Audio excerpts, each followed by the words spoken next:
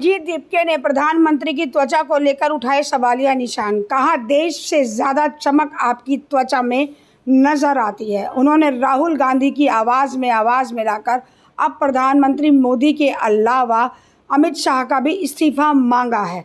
हम आपको यह बता देना चाहते हैं कि अभी हाल ही में हुए एंटी पेपर लीक बिल के पास होते ही पीएम मोदी का एक वीडियो सामने आया था, जिसके ऊपर अभिजीत दीपके ने अपनी प्रतिक्रिया उनकी त्वचा को लेकर दी। लोकसभा के बाद अब राज्यसभा में भी एंटी पेपर बिल शोधन विधेयक सन 2026 को मंजूरी दे दी गई है। राष्ट्रपति की मंजूरी के बाद यह विधेयक कानून बन जाएगा और इसमें अगर कोई ऐसा पेपर लीक जैसा कोई अपराध सामने आता है तो ऐसे में 10 साल की सज़ा और 50 लाख रुपए का जुर्माना देने का प्रावधान भी किया गया है।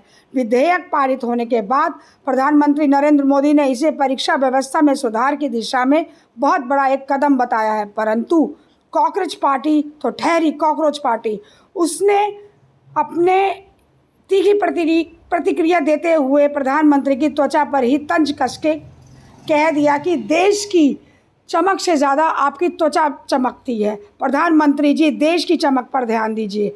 ऐसा कहना प्रधानमंत्री जी की पद की तौहीन करना है, लेकिन अभिजीत दीपके को यह बात समझ में नहीं आती है। जबकि जंतर मंतर में अभी इतना बड़ा प्रोपेगेंडा अभिजीत दीपके की पार्टी के लोगों ने और उससे जुड़े कार्यकर्ताओं ने और जुड़े जेनजी ने किया, परंतु उसके बावजूद भी अभिजीत दीपके का यह बयान अच्छा खासा सोचने वाला है।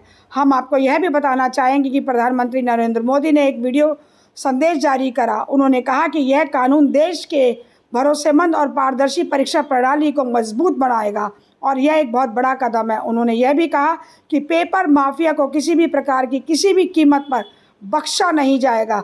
विद्यार्थी जैसे जितने भी अन्य बच्चे हैं, उनकी किसी भी भविष्य से खिलवाड़ नहीं किया जाएगा।